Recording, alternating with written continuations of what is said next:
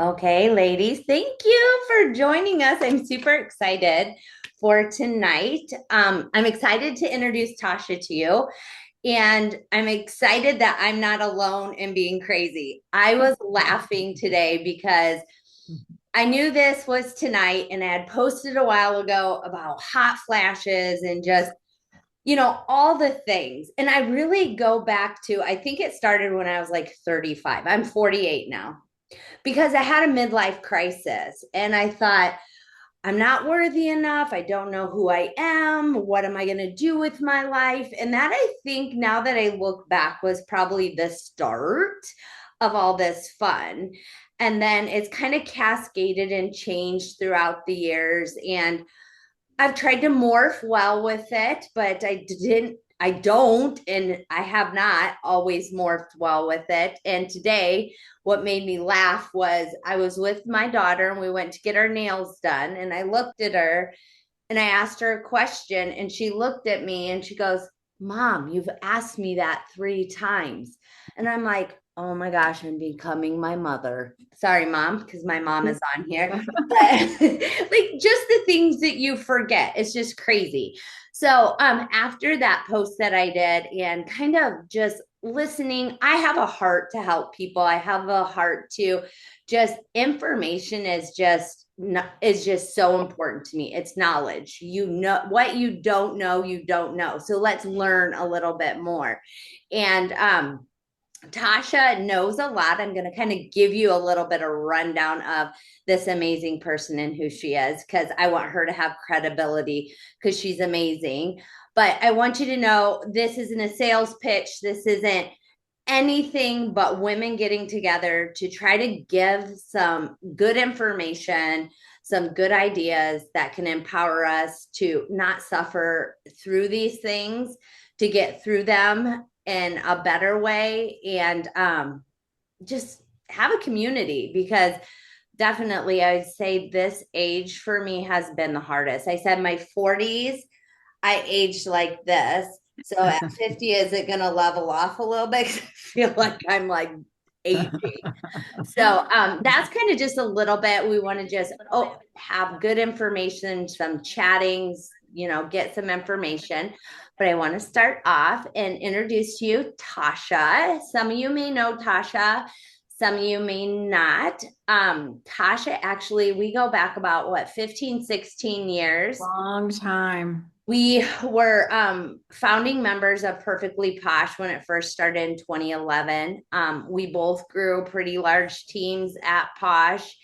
And with time, things changed, and Tauscha moved on, and I moved to a different area. And if you've been through my adventures or kind of similar adventures, you'll know we learned a lot through that. Tauscha has went a little bit of a different direction. I love the where she's went. She's currently working with a company that specializes in bioidentical hormone replacement. Yay.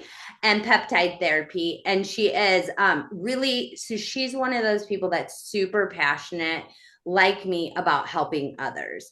It's not so much that she just loves to help people. That's Tauscha's heart. It's always been Tauscha's heart. So that's what she's currently doing. Let's give a little bit of background on who, kind of what she is, where she comes from, what she's done. So she has a bachelor's degree in zoology with a pre-med focus, and was originally headed towards medical school. Her life had other plans. She took a hard right turn, got married, followed her husband to grad school, and earned her master's degree in preventative medicine instead. I want to pause right there because I read that Tauscha has a degree in zoology, and sometimes I feel like an animal. So I think she can totally relate on my level. Sprinkle you. I'm a whole new animal. Her background in preventative medicine has allowed her to teach patients how to take control of their own health, not just react to problems, but be proactive in preventing it. In her mid 30s, kind of similar to what I said, I started feeling that in my mid 30s. Tauscha began experiencing early onset perimenopause. And like many of us, she literally thought she was losing her mind. That personal experience combined with her medical training is what fuels her passion today. She knows the medicine of menopause. She understands the myths, the misinformation, and the fear that have surrounded hormone therapy for decades. And she firmly believes that today suffering is optional, which I Amen. love that. Suffering is optional. Her heart is to help women understand the scientific truth about hormones, that they can make informed, confident decisions about their health and quality of life. And that's kind of exactly what tonight's about. You get a little bit of background on Tauscha, her amazing heart, who she is, and she's going to help take us through some information that hopefully we can grab some nuggets on and ask questions and see where it takes us. So, Tauscha, I'm going to let you take over, You're girlfriend. gonna turn it over to me. I'm ready. I'm ready to pick this up. Tell me, you guys, can you see my screen now? Can I get a thumbs up? Okay, awesome. Thank you. Um, like Shaleen said, I don't need to repeat anything she said, but I am so passionate about this, and that is going to come across to you tonight. But I feel like my mission, my goal, but this is like the mission that I work on every single day, is I am a myth buster. I'm out there busting all of these myths and misconceptions and dispelling the misinformation around hormone replacement therapy because I'm just going to kind of let the cat out of the bag. Most of what we've believed and what we've been told in the last 20 years is completely scientifically inaccurate. And so I want to share that with you. I'm just going to put it out there and I want you to see the truth. So I have studies in here and I'm happy to go through them. But I also don't need to if we don't need to get that deep. I do need to lay a little bit of groundwork. And I think if I do this, it'll help us with perspective. When we go to the doctor today, the traditional Western allopathic medical doctor, they want to hear all about your symptoms, right? And they have a medicine for that symptom and another medicine for this symptom, another medicine. They like, and we call that treating. They're very symptom focused. And they might give you a medication for your cholesterol that lowers your cholesterol, but it doesn't do anything to change the context of why your cholesterol became elevated in the first place. Today, in the field of medicine that I work in, we come at it from a different perspective, okay? We like to talk about healing, and really what that means is we want to get to the root cause. I like to think about conditions, symptoms are like dominoes falling in the body, right? Like one domino falls and it knocks over others. You guys have all seen it before. When we take a root cause healing approach, we can pull that next domino out and stop the dominoes from falling. I'll give you a really solid example from today that you guys might be familiar with. So in 2022, antidepressants or selective serotonin reuptake inhibitors were the number one prescribed medication in the US. Our body makes serotonin. We actually make it in our gut, most of it, but we need it in our brain to help us to feel good and feel happy. So when we get depressed, there's not enough serotonin in our brain. These selective serotonin reuptake inhibitors do nothing to affect the production of serotonin. You're not making more serotonin. We're simply blocking serotonin receptors and giving the body a false sense of having more. But it doesn't change anything about what caused the problem in the first place. Does that make sense to everyone? Okay, this is really important that we kind of establish this. Our body, the human body, is a system of systems. I'm going to take you back to biology 101 or maybe high school biology. Remember that the smallest unit of life in the human body is a single cell. And there's everything in that cell to conduct life. There's a little mitochondria that's the powerhouse. There's a nucleus that contains the genetic information. Everything's in there. Cells become organized by their function in the body into tissues.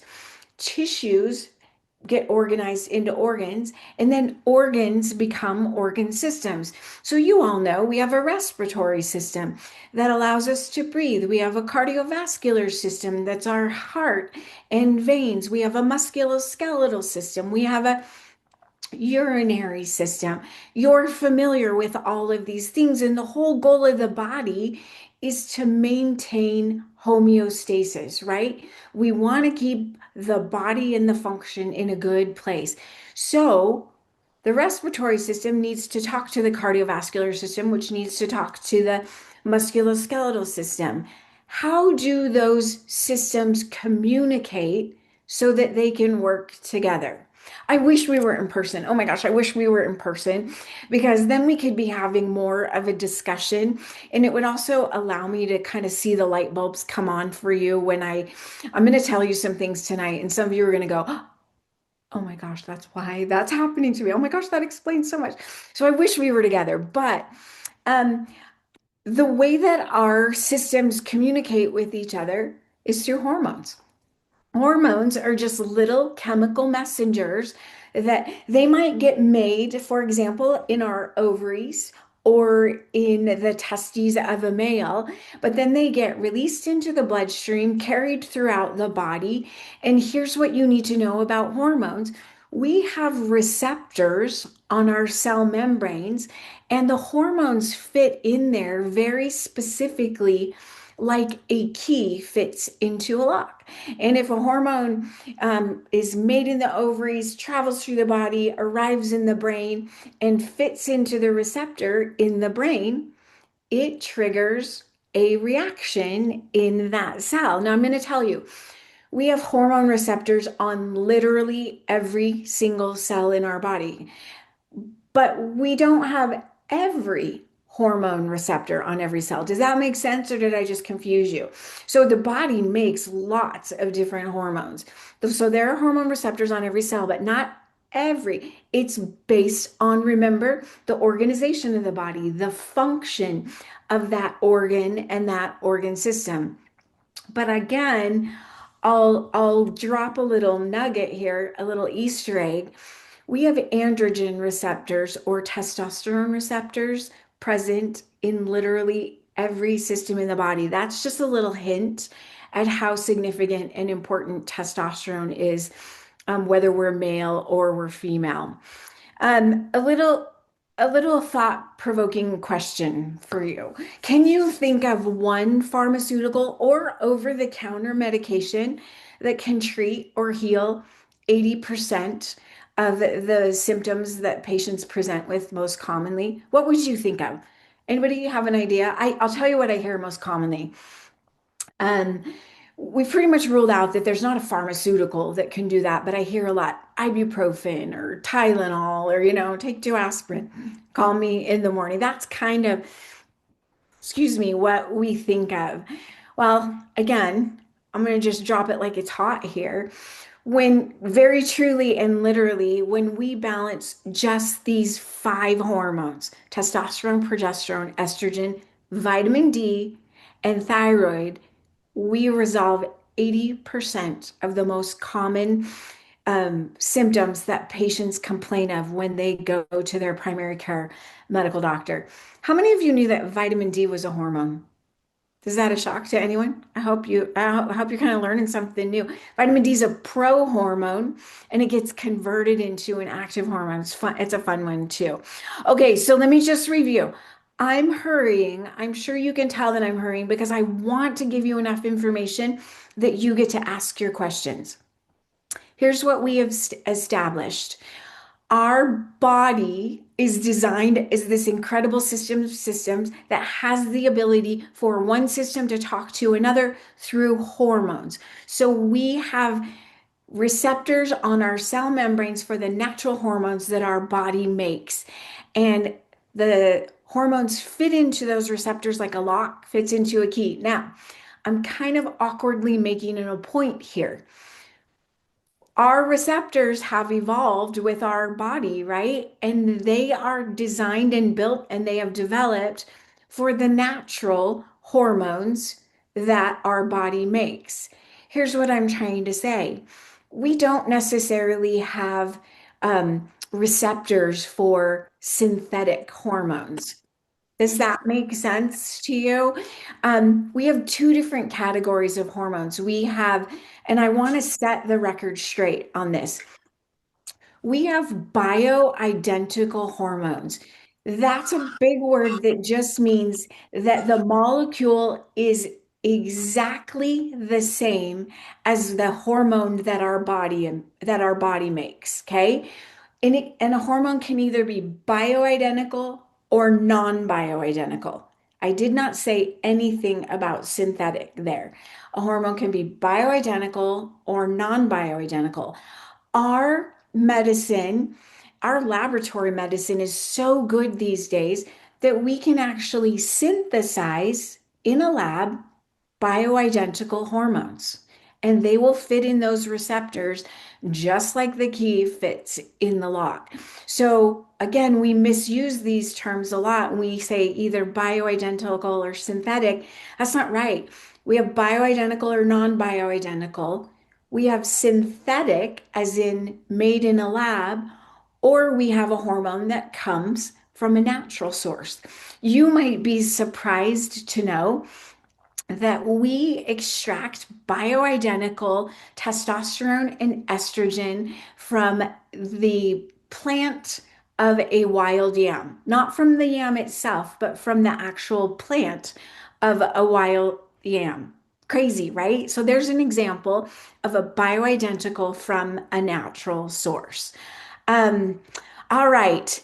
Here's where I get to ask you the rhetorical question of, are you living your best life right now?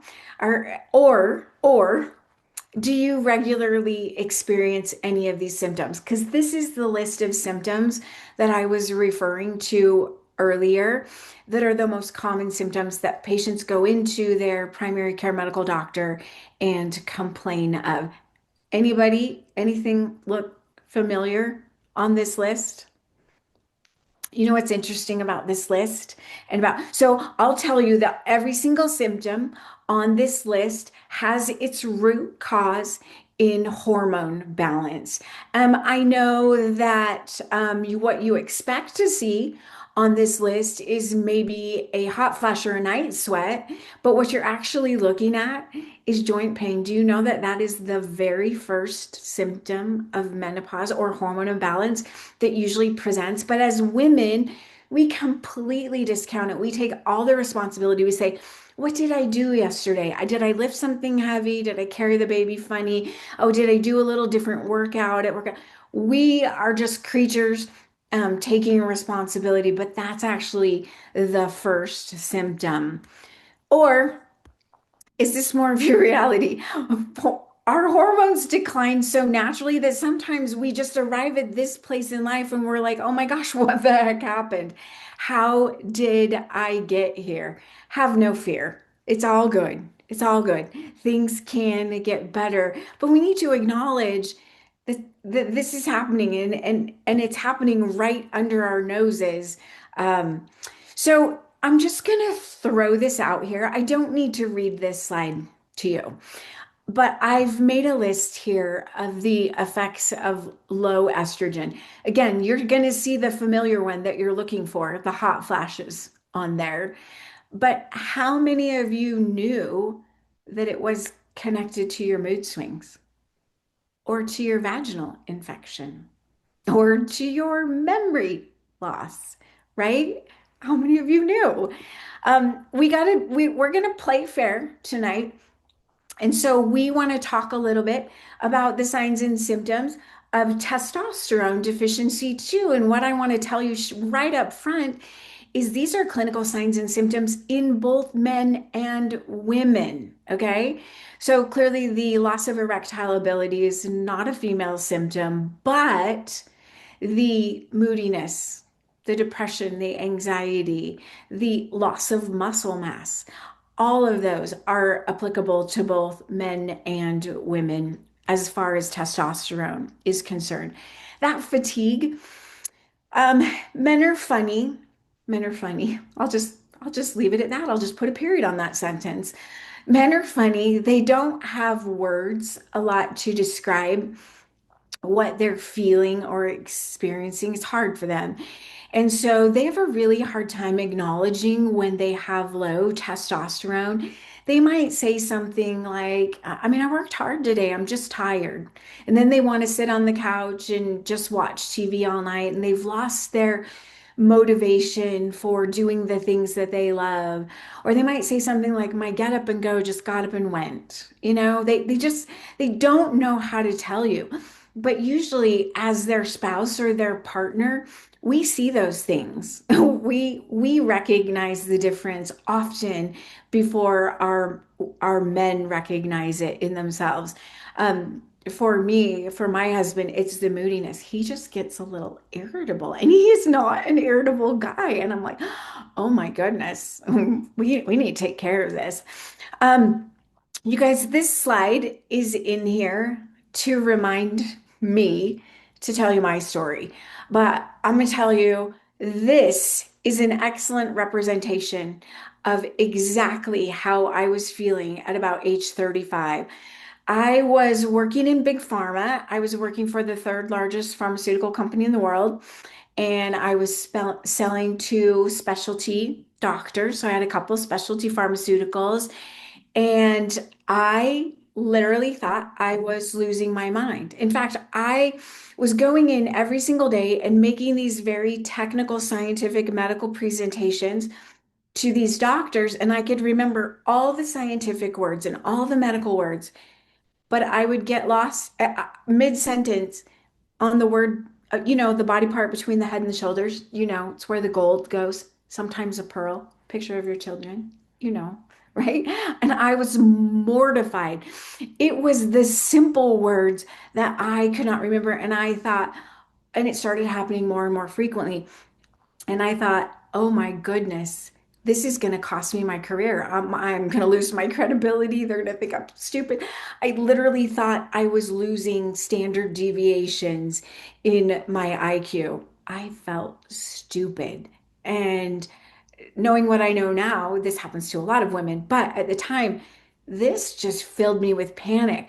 But let me tell you about the day when I really truly, and I was like, game over, there's a problem.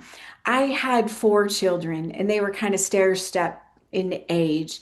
And I remember one day literally going off on them. I was just yelling and I was like getting after them. And then I had this out of body experience where I experienced a split, and there was a part of me that was hovering over here saying, oh no, no, no, we would never talk to these people like this. We love them more than anything else. We would do anything for them. No, we don't talk. We would never do this.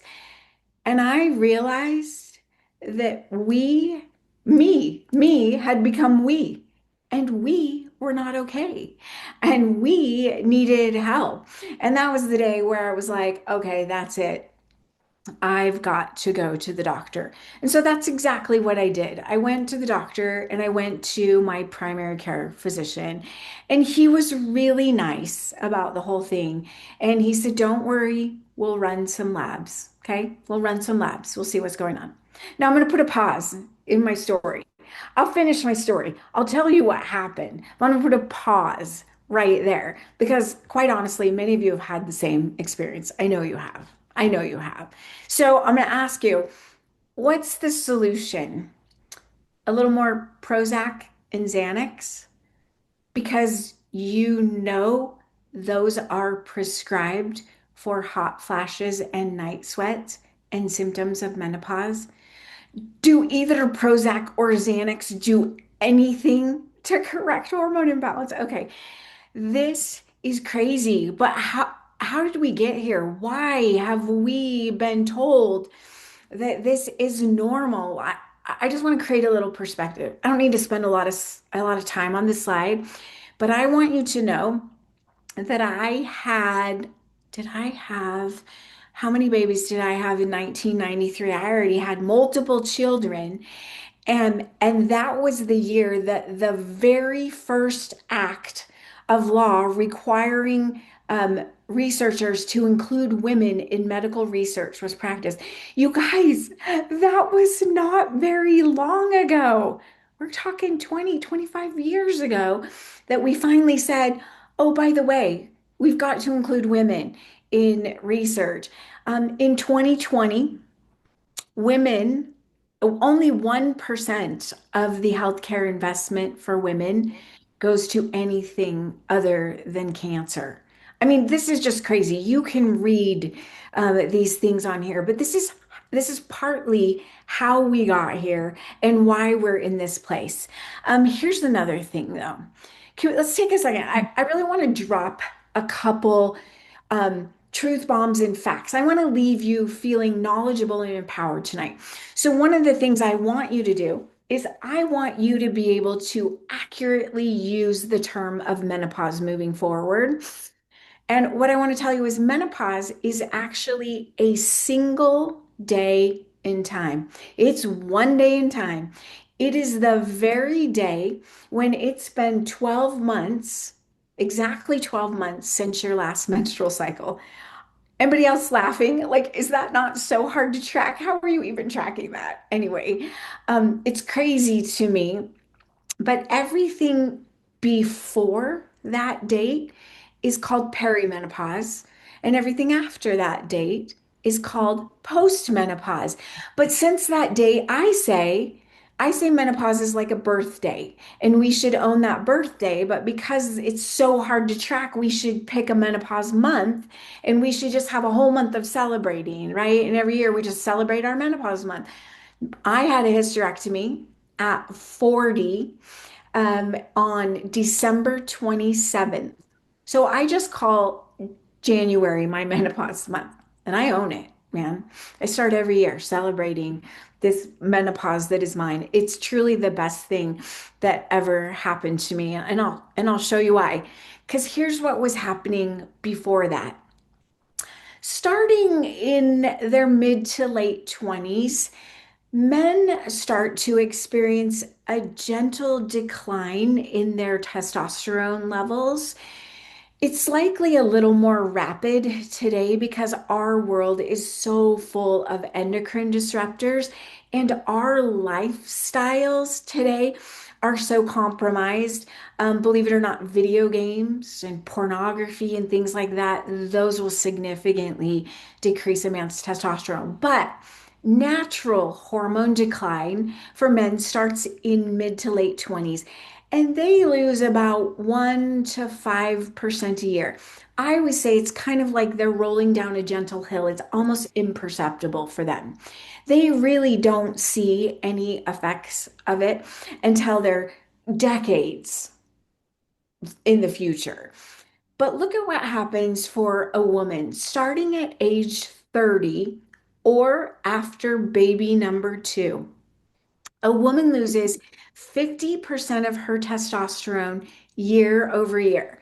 So if I have this much testosterone this year, next year my body only makes this much. And the next year after that, my body makes this much. And the year after that, can you just see how rapidly, how quickly I get to a level that is really not sustaining or supporting me or helping me to feel good?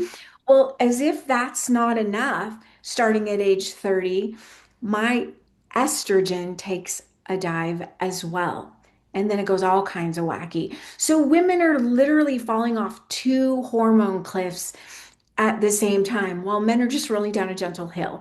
It's really just the explanation for why we get all the attention for our menopause symptoms. But I want you to know that this is validated in the medical literature. And this is why you're feeling the way you're feeling. Yes, you're falling off a cliff. Um, Wow. so question? No Are you question. Oh, you're giving me a high five, hallelujah, amen. That's how we're feeling. Okay, I want to tell you, there's a couple things I want to tell you on this slide, but the most important thing I want to tell you on this slide is I want to go back to my story. So bless my family practice primary care provider's heart, who said, "Don't worry, Tauscha. When I was having those crazy symptoms at age 35, we'll run labs." Now, when my labs came back, that doctor was so excited he was almost giddy to give me the news. And I went in and he says, "I have great news for you." And I'm like, "Okay, bring it. We're going to make some progress here." His great news was all your labs are normal. And I was like reaching down, gripping the chair, thinking, oh my gosh, you better hope there's nothing sharp within my reach because you're the one at risk now. It's been my children at risk, it's been my husband at risk, but we are not okay. Did you not hear us when we said we are not okay? Um, I need to create a little perspective for you about lab reference ranges and what they tell us. Okay. When patients go to the doctor and get their labs drawn, and that blood specimen is sent to a lab vendor, all of those results come back and they get plotted, right? Like all of the women that are 62, here's where their testosterone levels fall. And you will not be surprised that the levels fall in a bell curve, right? That's statistically how they land on the graph. The lab reference ranges are just the 2 points on the bell curve where 50% of the population falls between.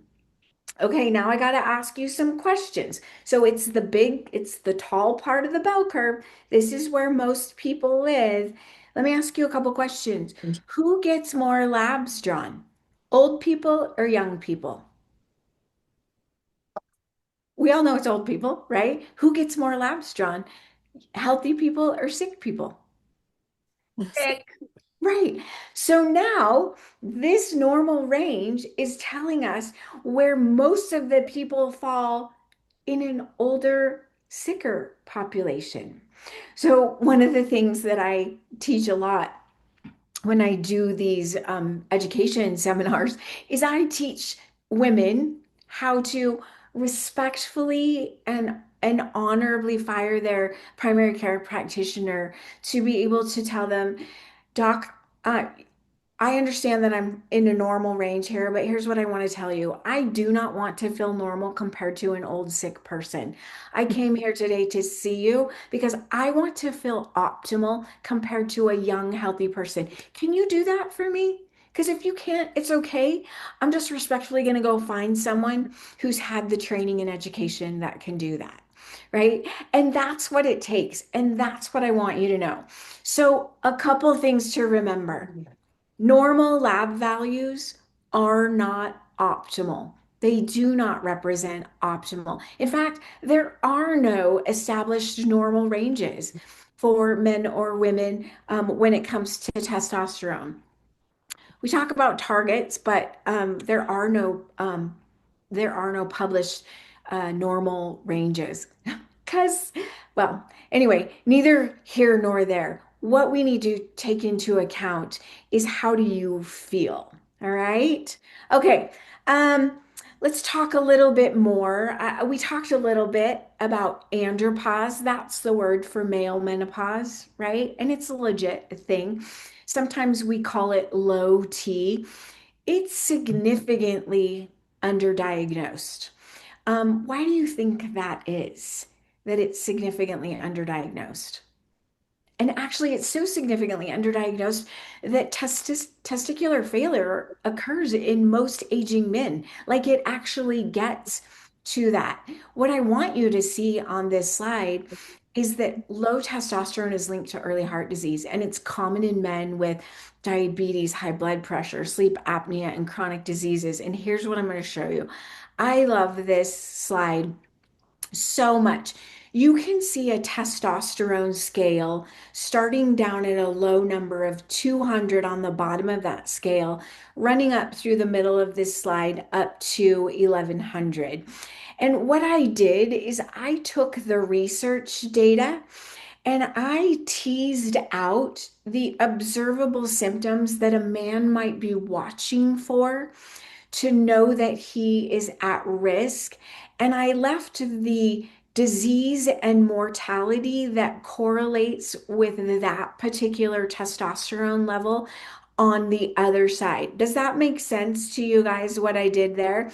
So let me just ask you, what is a man waiting for before he acknowledges that he has a low testosterone problem? I've got The a big penis arrow. quits working. Yeah, yeah, yeah. I got a big red arrow at the bottom. It's erectile dysfunction. It's his inability to perform. But actually, he sees other things up here. When the level starts to fall below 1,000, he might get a little belly, and he might actually feel like his workouts are a little bit more difficult. But I want you to go to the other side of that slide and see what he's actually risking is his arteries start to get stiff and hard, and he gets a little atherosclerosis. That's plaquing in his arteries, and he gets a little sarcopenia. That's the medical technical word for he starts losing muscle mass, right? And he puts on belly fat. But notice what happens when that level falls below 900. We have medical research data that says when the level falls below 900, his risk for Alzheimer's disease increase. When it goes below 840, his risk for prostate cancer increases. At 770, his risk for metabolic syndrome and osteoporosis goes up. We've already established he's got the abdominal obesity happening of metabolic syndrome way above there. And believe it or not, at a level of 600, a testosterone level of 600 or less, we can link all cause mortality for men. That means that a man is more likely to die when his testosterone is at 600 or less. We see increased risk for type 2 diabetes at 400, and we see the full blown coronary artery disease that's been cooking and just sort of building as we go. Notice on the other side, though, he did feel some fatigue. He lost his motivation, and he even maybe even felt a little depressed or anxious. He just didn't pay attention to it because he was still able to have an erection, right? Here's what I want you to know. This slide shows us that there's two sides to this hormone coin, and there's two sides to this story. There is the observable symptom side, but then there is the disease and mortality side. And what I cannot stress enough is all of this applies to women as well as men. We just have to take a zero off of that scale and take the scale from 20 to 11 to 110 for women. Same risks apply. Um, Even more risks for women because the estrogen that we make in our body is incredibly protective for us. It has over 400 functions in our body. It's what keeps our HDL and LDL in check. It's responsible for our energy and our vitality and our stamina and motivation. But here's the protection: it protects us against heart disease, sexual dysfunction. Just look at this list and tell me a system, a body system that you don't see. You see the brain on here, you see the urogenital system, you see the eyes. Holy cow, you even see the teeth, your mouth on here. Your estrogen is incredibly protective for you. And we should take a minute and talk about cardiovascular disease because 5 times more women die from cardiovascular disease than breast cancer. It's the number one killer in women today. Um, and we know some really significant things about cardiovascular disease as the number one killer and hormone replacement therapy. In fact, I don't know how many of you are aware because I'm keenly aware because this is the field I work in. But I don't know how many of you know that we got a new commissioner of the FDA last year. His name is Dr. Marty McCary, and he was put into office, I don't know, mid-year 2025 last year. Dr. McCary is an oncologist, so he's a cancer surgeon. And now, as the commissioner of the FDA, he has been tasked with improving the health of an entire nation. He was less than 100 days into his new post as commissioner of the FDA, and Dr. McCary called for an expert panel to convene before the FDA and to testify on the relationship between hormone replacement therapy and heart disease. Isn't this and menopause, hormone replacement therapy and menopause? But what the conversation became about was about the risk for heart disease. Because what Dr. McCary could see in the medical literature is that hormone replacement therapy reduces a woman's risk for cardiovascular disease by 50%. In fact, if we start hormone therapy early in the menopause, perimenopause journey, we protect a woman and reduce her risk by 50%. What we saw in 2002, 2003, after the release of the Women's Health Initiative, that's the big study that linked hormone replacement therapy to cancer. And what we saw after the release of that study was women all over the world are flushing their hormone replacement therapy down the toilet. Doctors are hiring additional staff to make phone calls to tell women to stop taking their estrogen. In that 1 year following the release of the initial findings of that study, there were 91,610 more deaths from cardiovascular disease and stroke here in the US than had ever been recorded. So we have epidemiological research that's tracking the number of deaths by reason. And all of a sudden, in that next year, after women stopped taking their estrogen, 91,610 more deaths than we had ever seen. You guys, this is alarming, but there is incredibly great news in this. And that's the protection that you can get by keeping your hormones balanced and optimized. But I don't want to discount, I've already brought it up. In 2002, the Women's Health Initiative was the initial findings of that study were released. Let me create a little bit of perspective. The Women's Health Initiative was started in the late 1990s, like 1997, 1998, and it was going to be this enormous study that was going to include 160,000 women. And what the study was designed to do is to show what doctors saw in their practice anyway, that hormones are protective against heart disease and stroke and osteoporosis and breast cancer. But this crazy thing happened on the way to the study. And the study was stopped early, prematurely, only 5 years into what was designed to be a 15 to 20-year study. And it was stopped.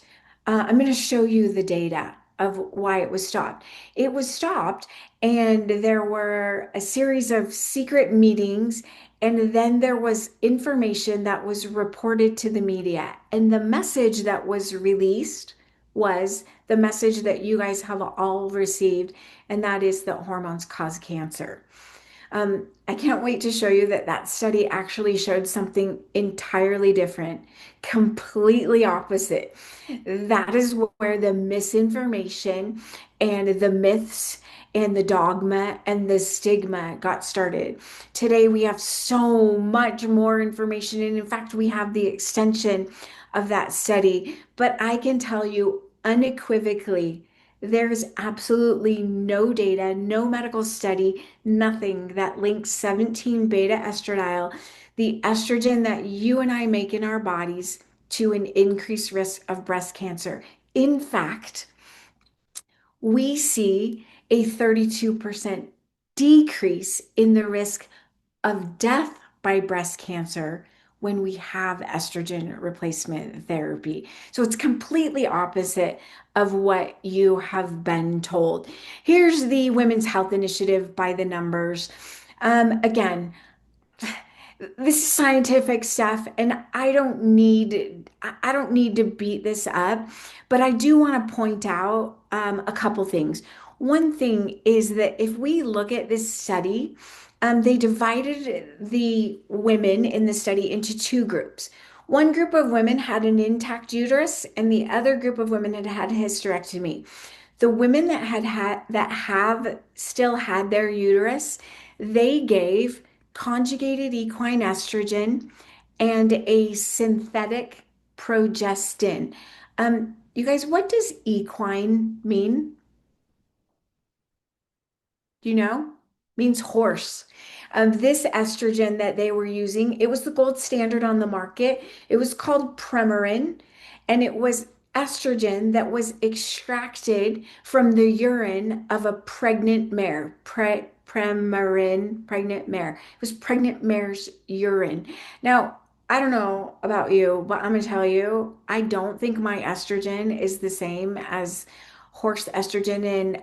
And when by the time the estrogen from the horse got into the urine, it had already been broken down into metabolites, right? So these were just metabolites from horse urine. Now, the women who had a hysterectomy, they were only given this conjugated equine estrogen, but we had to add a progestin for the women that had a uterus because we did not want to make them bleed. Okay.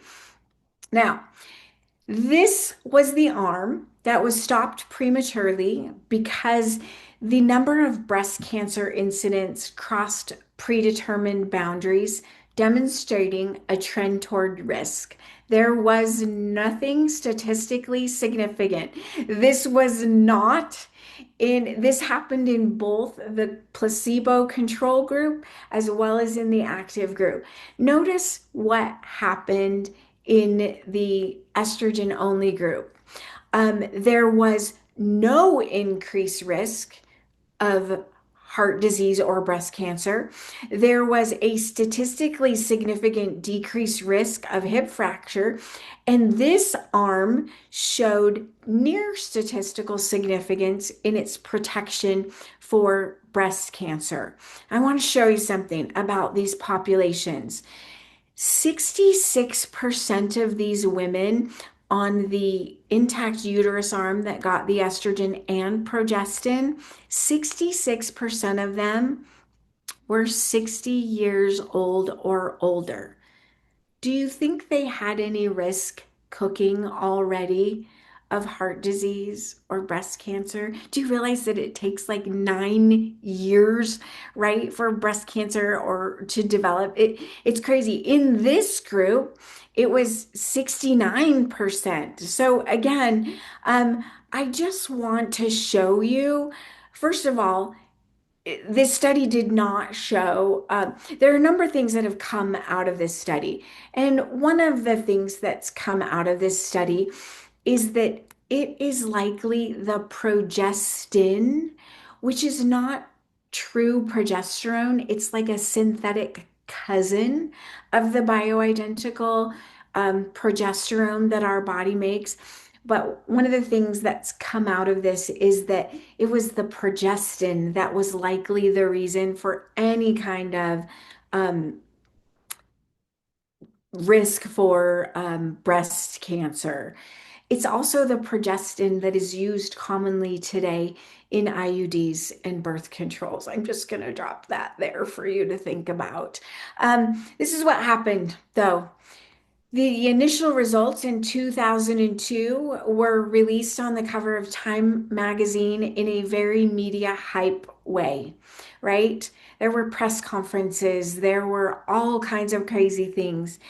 And it wasn't until about 15 years later that the researchers that participated in the Women's Health Initiative started talking.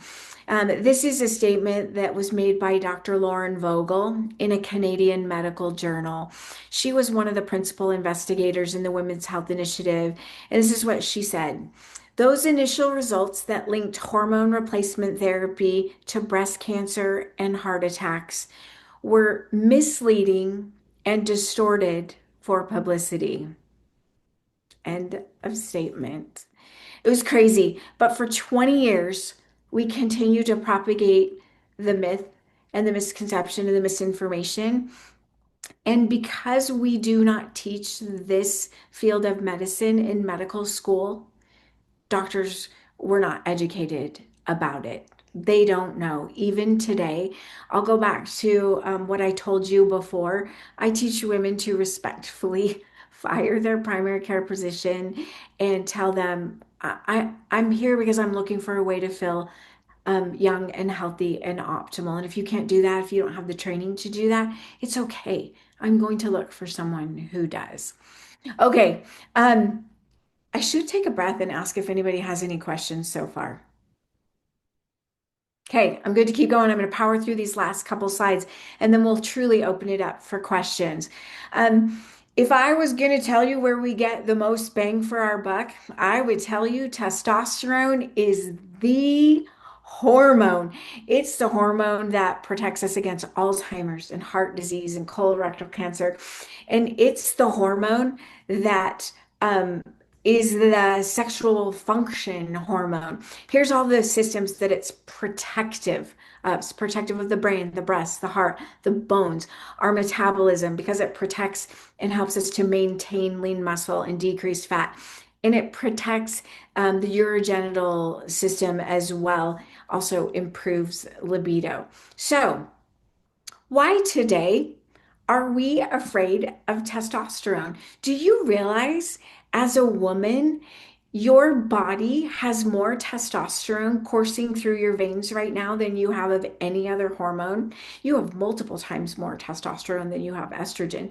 And in your lifetime, you will make more testosterone than you will make estrogen or any other hormone. So, why are we so afraid of it? We need it to be healthy, fit, alive, strong, healthy, and free of breast cancer. I have to tell you this before we leave the breast cancer discussion. There is a researcher and she lives in Ohio. I think she's at Wright State in Ohio. Her name is Rebecca Glazier. And she also is a cancer doctor. She's an oncologist and she's a consummate testosterone researcher in women. And Dr. Glazier had a breast cancer patient, and she took you could see the mammography picture of a mass in this woman's breast. And being the consummate researcher, Dr. Glazier implanted in that woman's breast testosterone pellets, subcutaneous pellets, and she laid them right down in that woman's breast right next to the breast cancer mass, and then continued to take pictures over 18 weeks. And we literally see that breast cancer mass go from this to this.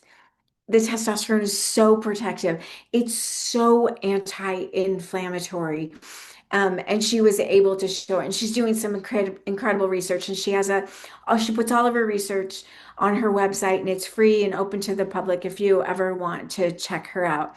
But here's why we're so afraid of testosterone, because we continue to propagate these myths that testosterone is going to masculinize you and turn you into a man and cause you to be aggressive and grow a beard and all of the lower your voice and all of the other things. Now, I have to say, Is it possible to force testosterone high enough to accomplish those things? I mean, sure, that's what gender change medicine is all about, but that is not what hormone optimization and hormone replacement therapy is all about. We are not looking for supraphysiologic levels. And at the healthy levels, testosterone is not masculinizing. It does increase hair growth on the scalp. It actually increases hair growth everywhere. If you're growing hair, including, yep, if you're growing hair here, will you see it? Yeah, of course you will. Um, but it's not just going to cause you to just pop out a beard one day. Um, but we've propagated so many of these myths. What I'm showing you on this slide is how protective testosterone is. Remember when I told you that SSRIs, selective serotonin reuptake inhibitors, antidepressants, were the number one cause of medication? Do you know how we get women off of SSRIs? And why would you want to come off of an SSRI? Because they're I think I saw you say it, Robin, because they're causing sexual dysfunction, right? Yeah.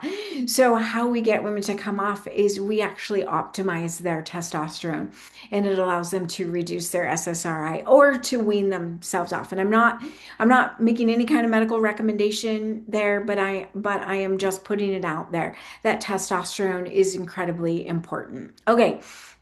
So here it is in a nutshell, some of the key takeaways that I want you to leave with tonight. First, hormone imbalance can occur at any age. I read articles all the time about women in their even late teens, early 20s passing through menopause.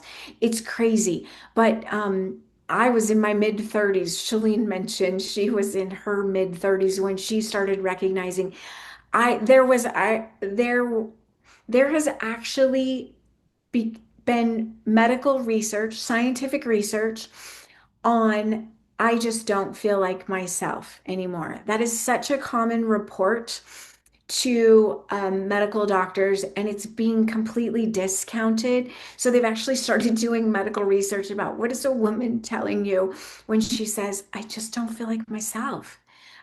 And that was what all I could say is, we are not okay. We are not okay. Um, I want you to leave feeling empowered to know that low to normal labs do not mean optimal. So if you go to the doctor and you are not okay and you just don't feel like yourself, please do not be discounted. Your normal labs do not mean you're optimal. I also want you to know hormone imbalance affects relationships. I told you a little bit about my story and I kind of said it without saying it.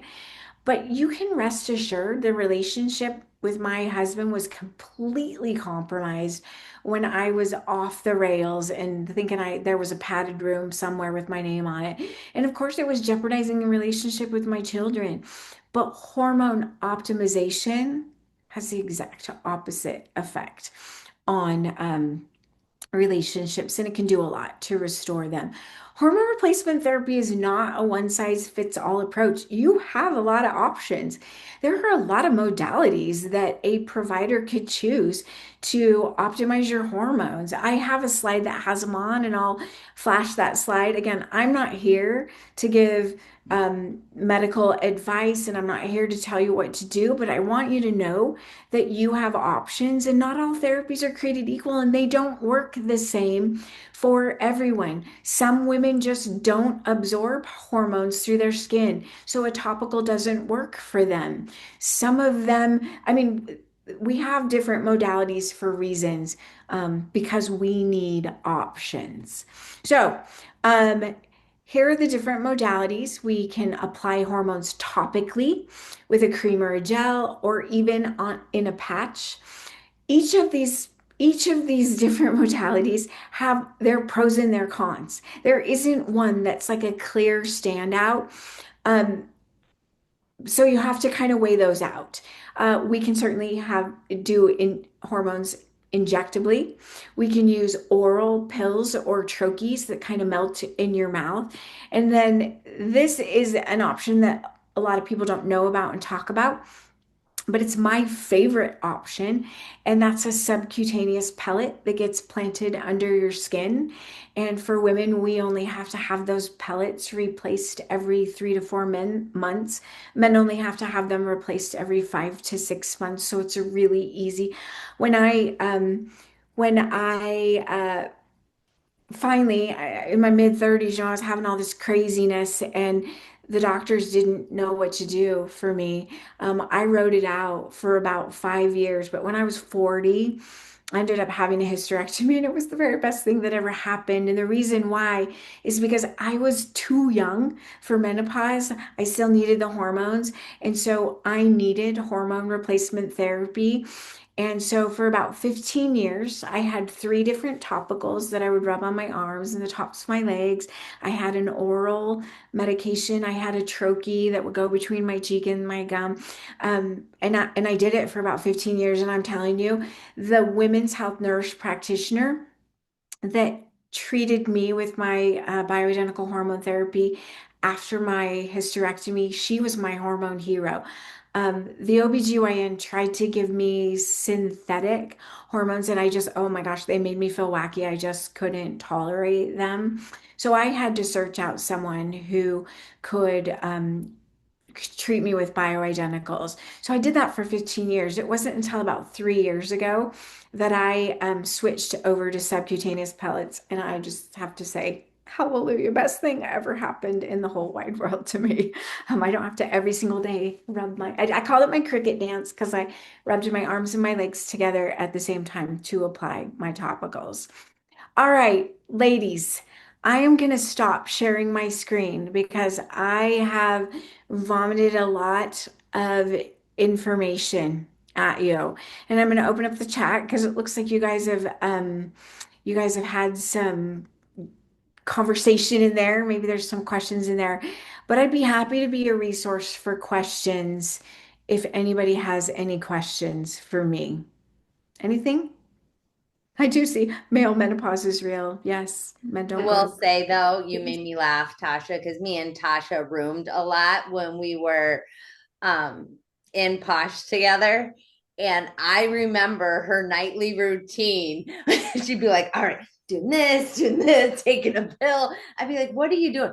I'm getting all of my stuff in. And then a couple years later, I hit my 40s. I'm like, oh, I feel like Tauscha. Here it is. Here it Here is. it is.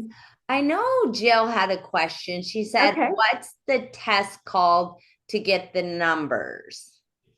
The lab panel to go have your hormones, I'm guessing that's what. yeah, so here's what I would recommend. Again, there is nothing in this for me. We are all over the country.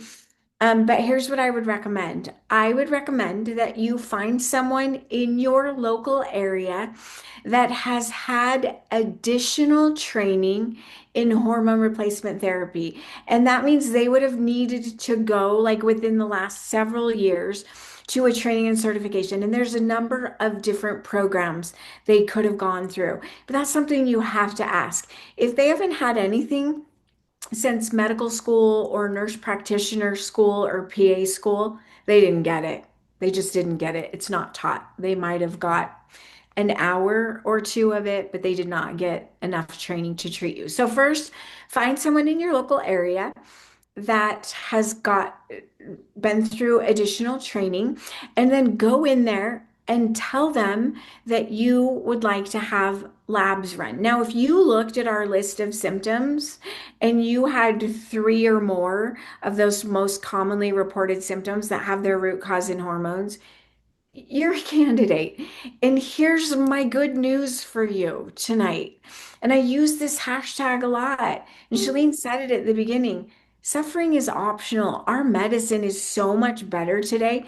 It is not required that you continue to suffer with those symptoms. We can do better for you, right? And there's options. We have options to treat you. So find someone who's got the training and um, and then ask them to run a hormone panel on you. And that's easy. They'll know exactly what you're talking about. Oh, Shayla. Yeah. So I'm going to tell you, Shayla, you said in the chat, birth control made me crazy in my teens. Do I need to worry about that with hormone replacement? Nope, I'm in the same boat. So we're talking about something very different. We're talking about a synthetic and something more akin to a progestin, which is the cousin, right, of the hormone when we're talking about birth control. We are not talking about the bioidentical or what your body is making. And no, you do not expect to experience the craziness with hormone replacement therapy. And I'm saying that firsthand because I also could not take birth control when I was younger. And it's actually the hormone replacement therapy that keeps me sane. Um, Stacy, you said you have a history of PE, so your provider took you off estrogen. So my question for you, Stacy, is were you on an oral estrogen? And there you are. Could you unmute, Stacy? There she goes. Yes, I was on an oral estrogen, basically birth control pill to kind of help regulate me. Uh-huh. And yeah, I had bilateral PEs a couple years ago. So So they I have took great me. news for you. Okay. I have great news for you. When you take a medication orally, that medication needs to pass through your liver to get metabolized or broken down. And when things pass through your liver, they could interrupt and disrupt your clotting factors. And so you might make a clot, right? And that's always a concern.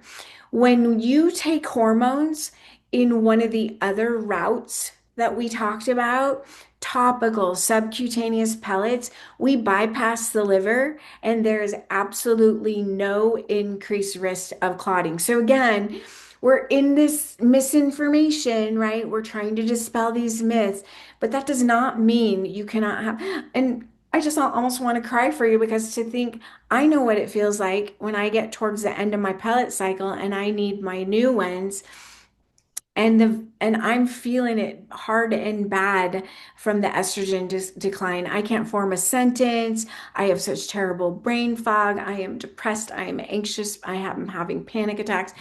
All of those are directly linked to my estrogen. I get my pellets, and a couple days later, I'm a happy camper. So, yeah, you're Okay. you're not out of luck. Um, Okay. Thank yeah, you. anything topical or subcutaneous would be awesome for you. Okay. Great. Thank you. Christy, normal is not optimal. You said you had your hormones tested and you were told you were normal. That is a terrible dismissive thing we don't want people to do anymore. Robin, why am I not surprised that you've been on bioidentical hormones? That is probably the secret for you, right? Um, let's see. Cream, Cherokee. Okay, perfect. Patients love pellets. Yes, I love pellets. That's my favorite. What did I miss anyone's questions? No, a lot of them were agreeing with the symptoms. And I think that's most of us, it's what we're feeling, how we feel. I Um, see a question in there about PCOS, and I didn't touch on yeah, PCOS, that's a big but one. it I think, is a big oh, there one. it is. Shayla. Yeah, and PCOS is not really treated very well today. So find someone, Shayla, find someone who's had that advanced hormone training. They will do a much better job for you in addressing your PCOS because I know you will have certain hormones withheld from you because of your PCOS that don't necessarily be need should be withheld, right? Like I don't want you to miss out on anything, but find someone who can give you really good care with the training that they need. Thank you, Tasha. Such good You're welcome. information. I found it super helpful when I was talking to Tasha about a few things. And then when I posted that, and I'm like, well, why don't we just get together and talk about a few things? Because my passion, unlike the medical field, is more of the physical activity things, how we switch things up as we age, the things that we need to do differently. I mean, I used to do hours and hours and hours of cardio when I was younger, which looks so much different now that I'm aging and my body doesn't repair the same way. So when she took the medical part, and I'm like, oh, so many of us need that. We seriously want to hear from you guys when I send out the survey about, what you thought. Well, you'll get the recording first, and then on Friday I'll send out a survey. We kind of want to know what else you guys want to know about. If I don't know about it or Tauscha doesn't know about it, we can pull other people in. I have your emails. You're on the email list. You can leave the email list whenever you want.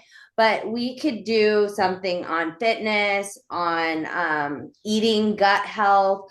All of this stuff works together. And I just think the more that we know, the better we can find ways to make us feel good. Because even if I'm done and I get through menopause and not perimenopause and menopause, I still want to feel good till I'm 80.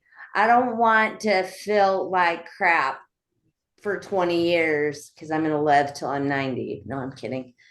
But yeah, I didn't see any other questions. Anything else you want to add, Tauscha? Oh my gosh, there's just so many things that we could talk about. You mentioned a few of them, but it's my passion to talk about preventive medicine. And I'm just telling you that every single one of the leading causes of death and disease in our nation today is directly linked to inflammation.